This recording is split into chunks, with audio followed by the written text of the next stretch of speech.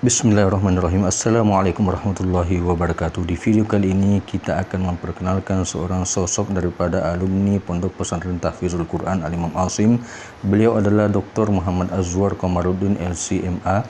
Beliau adalah alumni Pondok Pesantren Tahfizul Quran Al-Imam Asim di awal-awal tahun didirikannya Pondok Pesantren Al-Imam Asim. Sekitar tahun 2000, 2001 sampai 2002 beliau menghafal Al-Quran di Pondok Pesantren Al-Imam Asim Makassar. Setelah itu beliau melanjutkan pendidikannya S1, S2 sampai S3 di Universitas Al-Azhar Mesir. Beliau merupakan pakar fikih dan usul fikih atau dalam bidang syariah al-Islamiyah yang merupakan kebanggaan kita bagi masyarakat Sulawesi Selatan. Beliau juga alumni Pondok Pesantren DDI Mangkoso. Selama 7 tahun beliau mengenyam pendidikan di DDI Mangkoso, kemudian melanjutkan untuk menghafal Al-Quran di Pondok Pesantren Tahfizul Quran Al-Imam Asim di tahun 2000. Setelah itu barulah beliau melanjutkan pendidikannya sampai S3 di Universitas Al-Azhar Kairo, Mesir.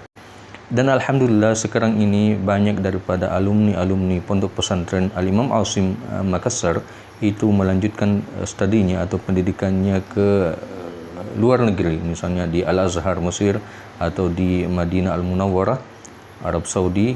Ada juga melanjutkan ke Turki dan beberapa perguruan tinggi ulumul Quran di Indonesia.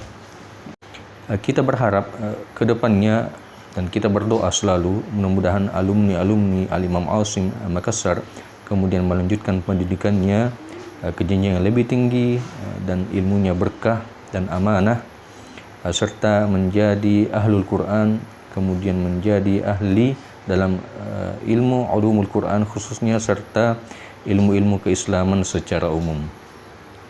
Dan mari kita mendoakan pesantren kita, Pesantren Tahfizul Quran Al-Imam Asim, untuk mendapatkan kelancaran dan kesuksesan dalam mencetak para ahlul Quran. Sekian, assalamualaikum warahmatullahi wabarakatuh.